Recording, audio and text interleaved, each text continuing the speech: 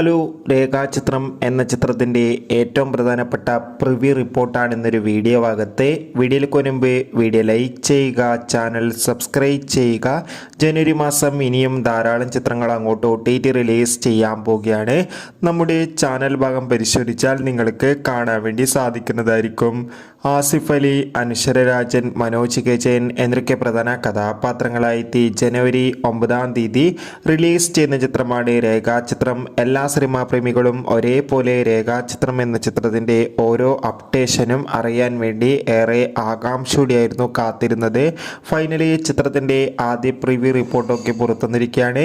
ചിത്രത്തിന് UA സർട്ടിഫിക്കറ്റാണ് ലഭിച്ചിട്ടുള്ളത്. നിലവിൽ കിട്ടുന്ന റിപ്പോർട്ടുകൾ പ്രകാരം ചിത്രം 2025 ആദ്യ ബ്ലോക്ക് ബസ്റ്റർ ചിത്രമായിരിക്കുമെന്നും ചിത്രത്തിൽ ആസിഫ് അലിയുടെ അതിഗംഭീരമായ പെർഫോമൻസും ഒപ്പം മമ്മൂട്ടിയുടെ ഒരു ഗസ്റ്റ് റോളും ഉണ്ടാകുമെന്നാണ് റിപ്പോർട്ടുകൾ സൂചിപ്പിക്കുന്നത്.